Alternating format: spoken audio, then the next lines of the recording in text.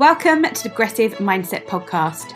My name is Natalie Potts, Business Development Coach and Mentor, and each week I'll be bringing you an inspiring personal message to help you unlock creating and living a life full of energy, action, impact and happiness. And today I'm delighted to welcome Hannah onto the podcast. Hannah will be sharing her own story with us. We connected a few years ago and have continued to talk since, all around mindset and mainly how therapy has really helped us both. So as always, over to Hannah. Here is her story. Thank you, Hannah, for joining me today. Really appreciate your time. Start off by just sharing a little bit about you. So who is Hannah and kind of how we met and built our relationship together? Yeah, okay. Well, I'm not sure if you actually remember. I remember you, but I don't know about you if you remember me. But we used to work together at Sainsbury's for a little while.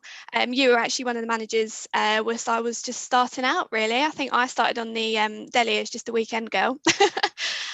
Cutting meat and cheese, all that sort of stuff. Got to start somewhere. But yeah, no, you were actually one of the managers. So that's how I sort of got to know you. And then you popped up again on my LinkedIn, probably, maybe 5 or 6 years later, moving on after I'd sort of finished Sainsbury's. And yeah, then I realised you'd obviously become a mindset coach, and I was looking to develop my own mind, really. So therefore I looked into the sort of thing you do, and yeah, it took my fancy, really, and I thought I'd read up and realise sort of how well you've done, how you've come out of all sorts of different mindsets, or the sort of different types of mindsets that you have tried to sort of grow for yourself. And yeah, it really interested me, really, and I think I'm quite into that side of things now. I've realised that there's far more to life than just working 9 to 5 and going to sleep, waking up. So yeah, I thought you really interested me in what exactly you do and what you like to promote, so I thought I'd try and get involved, really. Yeah, it's really interesting. So I guess years ago, I was very confident and I looked at doing confidence coaching, and the mindset part I was really into in terms of trying to be very positive in everything that I do and get out there. And I guess like anything, like you say, that a few years and then that evolves to, I guess, a coach now more around.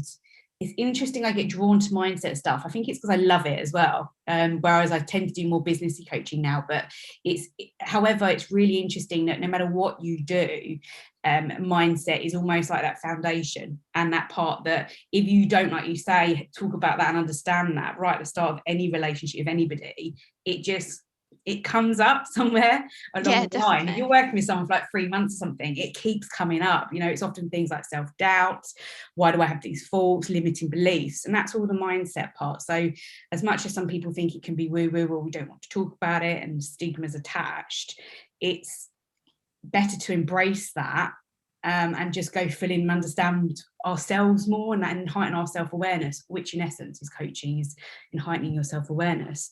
And I guess that just over time as well, like we bounce off of one another on socials. And again, this is what's great about just connecting with people, isn't it? And what resonates with people. What's resonated with you in terms of, we've discussed a lot around your story recently. Would you like to just share a bit about your story? Yeah, so I'm pretty open with it. I don't think I've ever sort of been embarrassed with my whole story, to be honest with you, because a bit like you were just saying then, I think it's so important to share your story. I don't believe that anyone else out there is solely okay all the time, and I think that sort of taboo needs to be broken, really. Yeah. But my story is I started suffering with well, I didn't know it. I didn't know it at the time, but when I look back now, it's from about 16 years old. Suffered with quite bad panic attacks, anxiety, which then also led to depression. So I had sort of all three at once, I suppose. And ever since then, I mean, I would say that I've probably made the most improvement. Shock, but through this pandemic. So Yeah. it's got some things to thank for. But yeah, alongside the story, I was obviously suffering with a hell of a lot of physical symptoms, which at the time I thought was severe health issues, as you would. Went through, loads of scans, all through the doctors, and they couldn't find anything wrong. And then I suppose I really did have to make that transition in my head from, okay, it's not physical, it's mental now. And in a way that was one of the hardest things to do, because you couldn't help but blame yourself and think, I'm bringing this on daily, like what is wrong with me? And it's really not a nice thing to have to sort of try and comprehend with. But yeah, as time marches on, I suppose I was on antidepressants for about 10 months, and they made the world of difference. They really sort of did help me tell the difference between what was normal to feel and what wasn't normal to feel. Yeah. And I do believe, medication, if that's what works for you, then that's what you've got to do. But I was quite quick to come off of them, as I said, around sort of that 10 months mark. I was really quite motivated to then flick it over to my own brain and really work through it myself, because I do believe that it's a lot of self-work that needs to be done. And really the reason why you have anxiety and depression and everything is because there's a hell of a lot underneath all those feelings, whether it's trauma from a childhood, whether it's the way you've been brought up, whether it's you're more sensitive to things, it's all sorts of different things. And really, I think the bottom line is just getting to know yourself, and that's what I've done through this pandemic. I've had so much time to sit with myself and work on my mindset and realize that actually it's only me that can change that.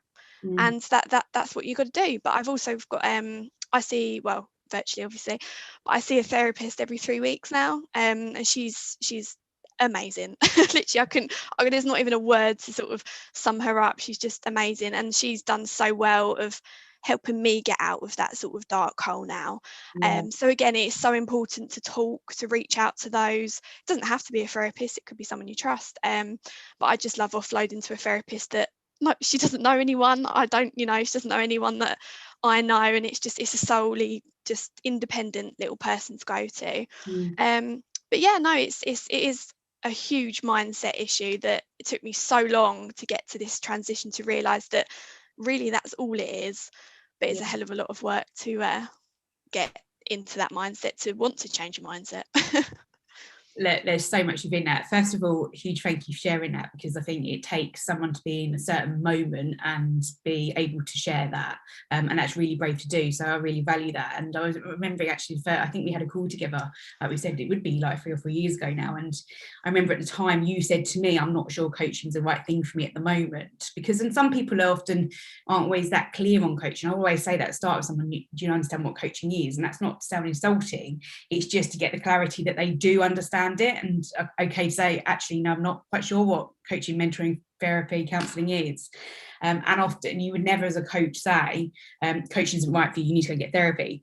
It is for the other person to break that down for themselves and understand where they're at. And I think that, and again, that's the strength in itself that you saw that, because some people can't see that at that moment in time. And like you say, that I guess that, I don't know, when did you then start therapy? I literally only started it, I think it would have been November 2019, so it'll be pushing on 2 years this year. But yeah, no, it was about 1.5 years ago now. And it does take time. It's like you said, isn't it? You're sowing that seed again to, I'm not quite ready at the moment, or I'm not sure what I need at the moment. But there's like you said, an awareness part, and then that's when it builds and you explore that, and you then, it's almost as though you have to trust and let the right things hit you when the time's right to as well. And you have to be open to them, I think. Which sounds like to me you're in that place where you were open for that to start being the process for you. Yeah, no, definitely. I think it is, I'm a firm believer of right time, right place as well.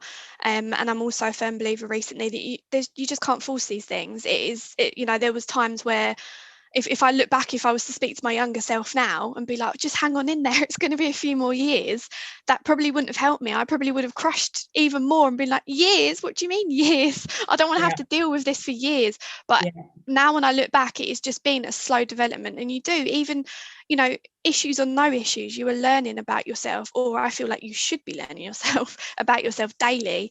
I've learned to not be so harsh on yourself with things. Things do come in your path and you have to face it head on. You have to learn how to deal with it.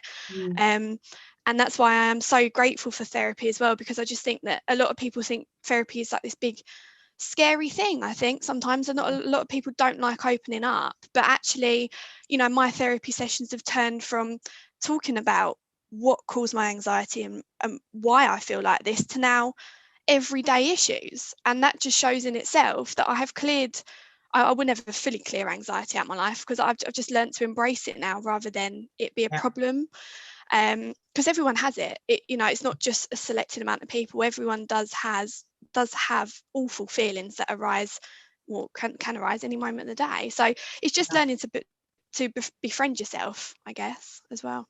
Yeah, and I'm noticing some of the language you use there as well. Interesting, you've nailed the answer to my question later on, which what would you tell your younger self? So there you go. but that's probably the type of things that you've been through as well, in terms of understanding that and looking back on things, and then able to get an understanding of where you're at now as well, I think, in order to move forward.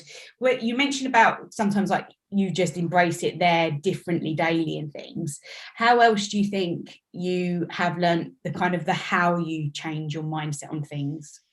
Yeah, that's a good question. I think again, it really does. I think it's just having awareness of yourself and your emotions as well, because some days you might crawl out of bed and you feel amazing and you think, I could literally face anything today, and then something might knock you off your pedestal. I don't know, someone might say something to you and it just makes you feel awful, and then by the time you're going to bed that night you think, God, what has happened to me? I can't deal with anything now. And I think it's just having that awareness of stepping outside of that. I like to visualize like it's a box, like life is just a box, and once you stand outside of that box you just think to yourself, right, it's not me, it's the outside. Like, I'm going to be okay. It's not necessarily me that's the problem, it's just an outside source or whatever it might be.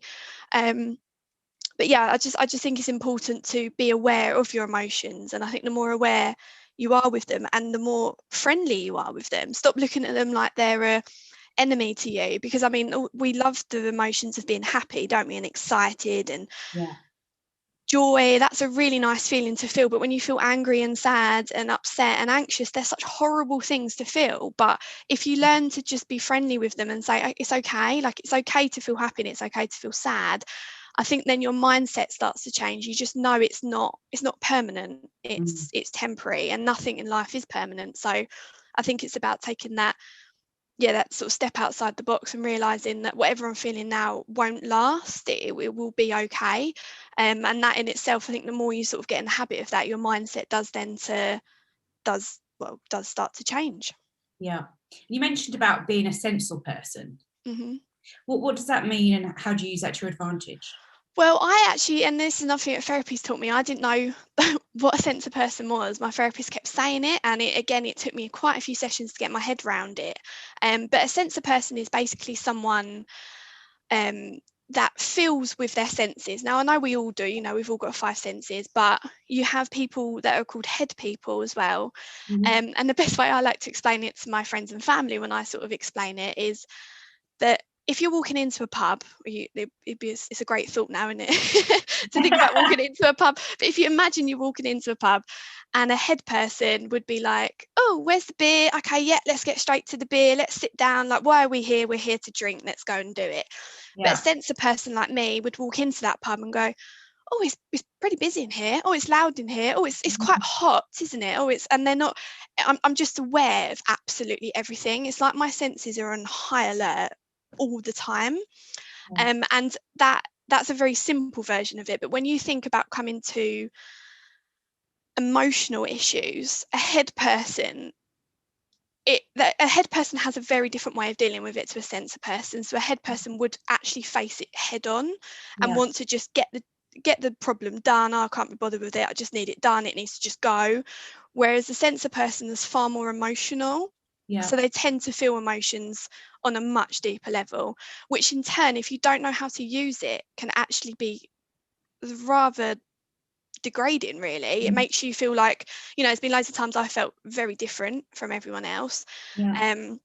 But now I'm starting to familiarize with myself, and I still do it now. Like, it's simple things like my nose smell, like my actual smelling is so strong. I'll be like, can you smell that? And they're like, no. And I'm like, oh, here we go again. It's just my senses being over the top. But it's just me being extra sensitive, which is great, but it can also work very, like, it can be very difficult to work with it at the same time. So yeah, it's again, that is mindset. Now I know that is about myself, that I can just simply say to myself, oh, it's just a sensitive side of myself. It's fine. It's nothing to go a high alert on. It's just me. And I think it's just embracing that part of you makes you far happy with yourself, really. Yeah, I've never heard of it before. That's why it's so interesting. You put it across in a really eloquent way as well, and I can understand. I'm visionary, so I can understand that. Yeah, and see it. But I think it's interesting. Is there something where you could show up differently in different places with that? Because I guess I get that part that sometimes I know in BTI I'm a lot on feelings as well, but I can be very headstrong and like a driven, dependent on my environment. Can that shift things or not? Yeah, I would say it would. I mean, for me, I would say that when it comes to a work environment, again, I'm not putting a head person down, I'm not putting a percent person down, I'm not trying to, divide humanity into two. But I think for a work side of things, I'm far more, if I walked into a room, I could feel the sort of atmosphere in there. I could feel like, is this going to be a great meeting? Is this not going to be a great meeting? And it's still the same if I have meetings virtually now. I can start to really feel like, oh, is people feeling a bit iffy today, or are people quite positive today? I just feel a lot of the atmosphere, I guess. So when it comes to actually working, I mean, moving forward in my career, I do visualize myself one day as some sort of manager, and I just think that I would be fairly good at actually just not necessarily comparing myself, but just sitting with that person and understanding them on their own level, so I can sort of adapt their working style to what I think would suit them. And I think eventually that sort of sensor side of me would really come in handy with just creating that nice work environment for whoever I work with, really. And we can just it just makes it easier. I hope, anyway. Yeah, it's great that you have that outlook and that perspective in terms of one, what the future holds and what you want to do. And again, like you touched on earlier, that actually you're going to have, this is a journey. It's not just, and be patient with that and enjoy that part. And it will be tough at times, but be open-minded to, think that, what it will be as well, and have that vision. I think it's great to see. And especially someone, well, I say younger, but when you say, if I was to look back at my younger self, I always think, I wish I was a bit more self-aware earlier in life about things, and had the outlook to want to go and explore more around, I've always done personal development, but probably more around the stuff like we're talking about here, because I guess, I've done therapy on and off for the last 18 months, and I don't do it continuously, but I do make the point that I will do it or continue to all my life at the moments I feel I need it. Yeah. I remember like in January I was doing projects and I just felt so tense at points and like aggy, and because I noticed myself, when you become self-aware of what works for you and what doesn't, that's when you need to make the shift. And I think if that's a way of, when we say like the how do you manage things about yourself, that's a way to do it, because you notice things about yourself, that those changes, and again, like almost like the triggers, isn't it? And actually that's not working for me right now. And like I said earlier, sometimes when you just want to take a week off just to recharge, but your head's going, 100 miles an hour, you think I've got X, Y, and Z to do, but actually you just need to go, but actually, no, I need to do this, and I need to tell myself what to do and do that. And it's all really powerful. I say the word stuff, but I like the word. And it is, because it's that, it's just building on things, and some things you get right and some things you won't. I guess in this, you talk very confidently about it. Do you find that works for you, talking in therapy and able to share your story? Were you always able to do that? I think at the beginning, I mean, I said this to you when we were sort of arranging this, but I can talk for England. Like, my family and friends will completely agree. So talking has always helped me, whether it's about issues, whether it's about whatever it might be. Talking is my way of getting it out. But right at the beginning, I went through a lot of stages where I just wasn't accepting that it was an issue of mine. I mean, there was a lot of people close to me that were like, do you think it's this? Do you think it's this? And I was like, no, why would it be that? That's not me. I would never be that sort of person. And I never accepted it. And I think as the time went on, I sort of went through that process where I was like, oh God, I am that person. And I always saw it as such a bad thing to be, so bad to be anxious, so bad to be negative, so bad to feel awful about yourself, when actually that was just part of me growing. And had I not experienced that feeling, I wouldn't be where I am now. So as harsh and as horrible and as bitter as that was to feel, I just think that you have to go through that to realize who you actually are as a person. And now I'm far more confident to talk about it, because I just think everyone needs to understand that no one's perfect, and no matter what you're feeling, you need to just accept it. And I can see through it in so many people now. It's sometimes I think it's like I'm looking through a window, like a glass. I can just see it, and I just think, God, you need to just give yourself some time. You need to just accept yourself, and it'll be okay. But then I have to remind myself that there's so many people on different journeys, and everyone is on their own journey. You can't rush anything. Like I said earlier, it's the right time, right place. It will happen when it's meant to be. But yeah, the confidence side has definitely come out more now. I've learned more about myself, and I just think it's just that acceptance. Unless you accept yourself, you're not going to be able to talk openly and confidently, are you? It's a very mature outlook as well, because not everybody can have that mindset in itself. I think, have you noticed that it makes you more open to feedback, and in terms of a not defensive attitude, but that's really interesting, you noticed that. I didn't notice that. Tell me more so I can understand that. Do you find it helps with that perspective? Yes, definitely. I mean, I again, my family and friends would tell you this, but I can be quite defensive at times. I don't like being told bad things about myself. I mean, who does? Quite honestly, no one likes to take that. But I think, yeah, it's definitely understanding now that you do need to take it, and I take it on board as constructive criticism. I don't take it on board as if I'm being punched in the face with it. So again, that's mindset, isn't it, of how you look at things. But I think I've got a lot to thank for my therapist for that as well, because she's very stern with me. She's not one of those that's all la-di-da about it. She's very like, okay, well, why did you think that was going to get you anywhere? Why did you think that was going to solve anything? And sometimes I think it depends on the person, but I do believe that when I'm sort of heading for that dip again, I need to almost be shaked and woken up again.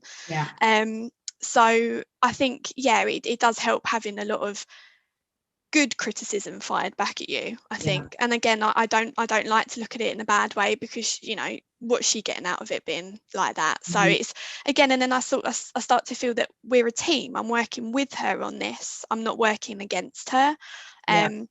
So yeah, I would still say that I can be defensive at times completely, but again, it's another part of my journey that I'm just trying to accept that not everyone feels how you feel, and you don't feel how they feel, and we're just different people. It's just human beings. Yeah, it's funny I asked that question because I noticed that last time I had, so I have RTT therapy, which is a bit of CBT.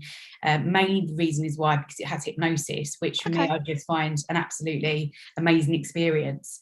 And a lot came out in that when she took me back to certain scenarios through my lifetime. And that's the second one I've had of it, is that she drew upon this, because it's your subconscious. So what comes, it's like you're lying. I always say the example of it is like you're lying in between, like the sixth sense, and it's like you're looking on your body, that's eyes closed and everything, but stuff just comes out. And I just spoke a lot around space. And then, like yourself, I shared it with my mum and a few friends and things, and my mum kind of laughs each time. Like I said, there's one scenario where I burst into tears again because of what I was talking about, and my mum was like, well, you didn't start crying again. I was like, I did. But it's because I wasn't doing something that I loved doing. It was the drama creative side. When I was at school, I absolutely loved that. And she was saying, like, what's going on for you right now? And I was like, oh my God, I'm doing what I love. And she was like, what is that? And I was like, I'm drama, and there's space around me, and I'm loving it. And that's, I got quite emotional at that point. And then she took me back to a really younger point. And again, I mentioned this, I was in a different scenario where there was loads of people around me, and I was like, oh, I didn't like space. And I was like, there's too many people around me, I'm feeling really tense. And I noticed it in my body language and how I was feeling. And so the reflections I had from that was about this thing I've got with space. And you can only think it, or you can take it and think, well, what does this mean to me? And it's an understanding that maybe I don't know everything about it at the moment, but seeing how that shows up, or like you said, seeing, do other people notice that in me? And then my mum said, but you are like that. And I said, what do you mean? She said, you are funny about people close to you, like even in a room, you'll step away or something. So I wouldn't be aware of that had I not gone through that experience. And then when you share it with others. And I think this is where I'm saying you have to be open-minded to not going, well, I'm not like that, so we see that's not me. It goes to, am I like that? Do other people see that in me? Where does that work for me, and where is it not working for me? Because it could be both ways. Exactly. And I think you have to ask yourself that question as well. And I think there's no good sitting there being just stuck in your own ways. I think you have to be open to the fact that there are parts of you that you don't know yet. And I think that is so important, that if you expect to grow and change in your life, then you have to welcome parts of you that you probably don't like. I mean, there's a lot about me that I'm learning from childhood similar to what you just said, things that unless I talk about it, I get all these emotions and I'm like, whoa, I did not know that was a part of me. But then after you sort of accept that and you process that, you're like, oh, that's actually quite interesting. And I think if you see it from a different point of view, instead of hating that part about you and thinking, oh, why is that? What is wrong with me? But actually turning that into, no, that's interesting. I never realized that before. Let me have a look at this. Let me, self-evaluate for the next 2 weeks. Where does this come into my life? And it feels that you're actually getting to know yourself far better than you probably did a few months back. Yeah. It's really interesting. How do you notice a change in perspective of the relationships that you've got, whether it's work-based or even like family partner? How do you notice a shift in that? I mean, I believe that everyone that I've got around me, my close friends, family, and my boyfriend, I do believe that they, if they're right for you, and it's a very cliche thing to say, but I do find that they mold with you, which I'm extremely grateful for. I think because if you have the right people around you, they have your best interests at heart, so they will support you through whatever. And to be honest, I'm extremely lucky with my friends, family, and my boyfriend that they've been there from me, from when I was 16, from where I am now. And I am so grateful, and that's another thing that helps me is just gratitude. When you do feel extremely low, it's having gratitude for who you've got around you, even if it feels like the most simplest thing in the world. That's still something to be far grateful for. But yes, no, I think it has shaped my relationships, and I think at times it's made them really rocky as well. I won't pretend it's all been la-di-da. I mean, especially with my partner, I don't know how he's dealt with me sometimes. But again, it's if you've got the right people around you that they also assist you on that journey. And that's another reason to not be so, not be a closed book, but be open about it. Because unless you're open, how are they supposed to know what's going on and how they're supposed to help you? But yeah, it's been a journey with them, I think, and it is learning to not be so. One thing I've sort of had to try and learn is not to be so selfish about my own issues, because it's very easy to be like, oh guys, I need help again, this has happened, that's happened. But you've got to remember that they're on their own journey as well. They've got their own rubbish to deal with on a daily basis. So that's been another learning curve, is not to make myself seem like I am the problem or I am the center of attention, because that is really hard at times. Because I do believe that anxiety and worry, because you are stuck in your own head, you then believe that it's just me, I am the issue, I need to be fixed. But you forget that the more you sort of, you don't want to end up being a burden to other people. So I think it's important that you voice how you're feeling, so you then don't feel like that in your own body as well. Do you use anything, you mentioned around gratitude there, do you physically do that? Do you do a journal? Do you do affirmations? What kind of, I guess, practices or tools have you found work for you? Well, again, that's another thing that I find that I could be doing far better. I have tried the whole writing 5 things you're grateful for in the morning down on a notepad, journal, like you just said. I used to have this book called A 6-Minute Diary, where you wake up in the morning and you write down 3 things that you're grateful for, and that really helped. But that was only for over a course of about 6 months, so I sort of didn't pick that back up afterwards.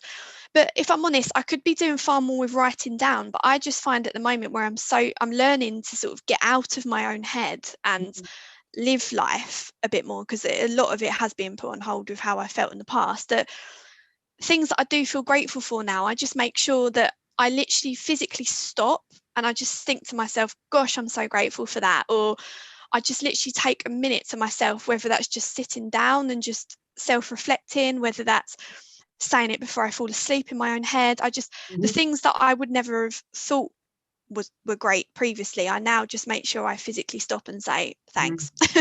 Thank you so much, I'm really grateful for that. Yeah, I think that's more powerful, because it's just a way of being, isn't it? You're then you don't force it. It's not like I say, I remember doing the same things, writing 3 things down, and I was like, blimey, I say I'm grateful for my niece every morning, and I'm grateful to have a job, I'm grateful to have my flat, I'm grateful. And I just thought, actually this loses its purpose in itself if I'm forcing it, opposed to actually, like you say, I just want to feel grateful for the fact that I can, get up and breathe each morning, and then the next day that, I've got a nice, I don't know, whatever it is, I've got my toothbrush. Little things in life that you think, wow, like, I am really grateful for that. And then they hold more, I think, you just value them more.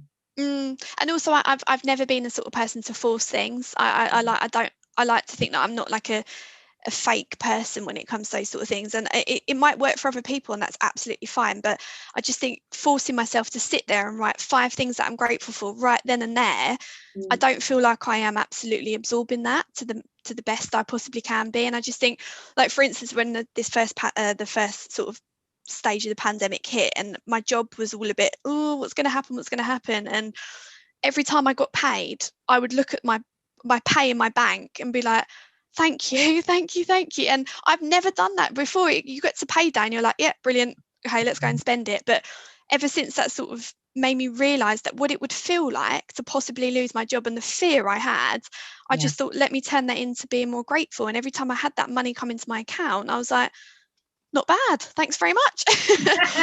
And it just felt far more practical for me to really absorb that feeling, rather than just waking up in the morning and writing every day, my job, so again, that's just what works for me, but it does resonate far more, me doing I it think that way. with others, it's very practical, and that's when we break things down, it's always great to talk about what's the how you do it, because people say you need to do this, you need to do that, and it's like, yeah, great, everybody knows that they're not doing it. So no, exactly. How do you break that gap of people going and doing that part that you're telling them to do, or that they know is right for them, they're just still not doing it and taking action? And that's the thing. I got quite lazy with writing things down, and I think it's like, in the 1st of January, everyone's like, oh, I'm going to hit the gym 5 times a week. And then after the first few weeks, you're like, yeah, I'm not even doing it once a week. Whereas I just think that me just trying to add gratitude daily to wherever I possibly can just means that I'm less likely to slip off that road, really. I'm just making it a part of my life rather than making a ritual. It's just something that I'm doing daily, really. And that's where it becomes a subconscious, isn't it? They become habitual, and you do them then without even thinking about them. And that's the powerful stuff, really. I guess a lot of that is learning to trust yourself. What are your thoughts around how you can trust yourself more and believe in yourself? Good question. I think that again, that is one thing, and I'm very open and honest, but trusting myself and believing myself is still something I am very much working on. I don't trust myself and believe in myself at all, just don't really. I really, really don't. And that was a cause for a lot of my anxiety, in terms of, there was a loads of times where I remember a few times my partner kept saying to me, you're not a glass, Hannah. You're not just going to shatter if someone pushes you off the edge. And that is just how I saw myself. I just saw whatever was going to happen, I would just shatter on the floor, and that would be the end of me. And it sounds so dramatic, but that is just how I saw myself on a daily basis. And when you, like you were saying earlier about your sort of like space thing, that if you break that down, that goes all the way back to the fact that I don't believe in trusting myself. Have I believed in trusting myself since I was young, then I wouldn't think I would just shatter if someone was to push me in any way. So again, I'm far more down, going down that road far more than I was a few years back now, but it's still a big project I'm working on. It's hard. It really is. It's, you can trust other people around you, and I would believe in my friends without a second doubt. I believe in my family or my boyfriend without a doubt, but myself, it's really hard to sort of focus that back in, really. So no, I don't have a magic potion for that, but but I'm trying. Yeah, but look, I think you're honest about that as well, and you say that what you're working on, which is really useful for people. Nice to see. It's refreshing that people can be that honest. And I think throughout the whole of today, you've not blamed anyone else for it either. You just take complete responsibility, accountability for it being you, and you understand the people around you and everything. And I guess that's what I always feared a bit with going into any therapy, was I don't want to be coming out, because I'd heard some stories of people that had therapy, and just I'd never want to blame someone else. I was always like, I've had an amazing upbringing and I've been given so much in life that they're not to blame for me now. It's me taking accountability to understand that happened. I can't let that control my life going forward. I can't fear it, as you say. I can't get scared about that. I just got to understand what it means, and in a powerful way learn to let it go. Yeah, exactly. And it's really hard. I am the worst for unfinished business.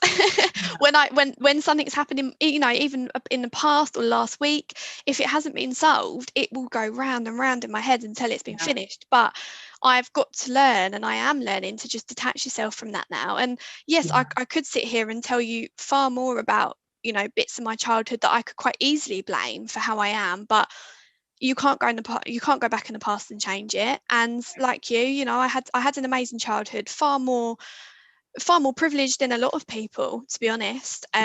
Which again is me looking back now and turning whatever happened to be grateful for it. Yeah.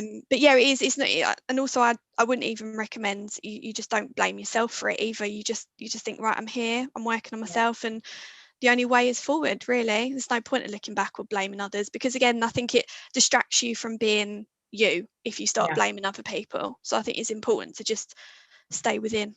Yeah, I completely agree. I love that. I love it. So you've already answered one of my final 5 questions. So I've got 4 now. So we're winning on that. So how do you measure success in life? Oh gosh. Again, I think it's just being grateful for what you've got every day. I don't think there's a finishing point in life where you say, yeah, that's it, I've done it, I've made it. I mean, I've still got far more plans career wise, and where I'd like to see myself, but I see that as visions. That's not a point that I get to and I hold up a trophy and I think, well, hey, there we go, I've done it. I think it is some days, it is even just getting through the day is measuring your success. But otherwise, I think it is just being grateful each day and just appreciating everything around you, and realizing that you're far more successful than you probably think. And just again looking forward and creating visions for yourself of where I like to stick with like a 5-year plan. Where do I see myself in 5 years? And that might be work, that might be a house, that might be a relationship, that might be everything. I don't just say 5 years in that one particular area. It's across everything. But then again, I won't beat myself up if I'm not there in 5 years. So it's just about having visions and being grateful in the meantime, I'd say. If you could build on that and say one thing that people could do to live a happier life, what would that one thing be?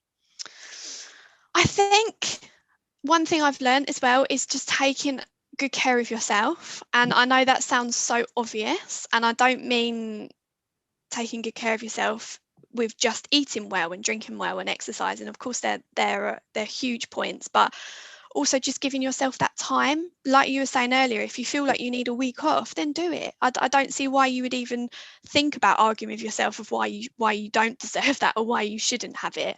But I think it's all about self-nurturing yourself on a mental state.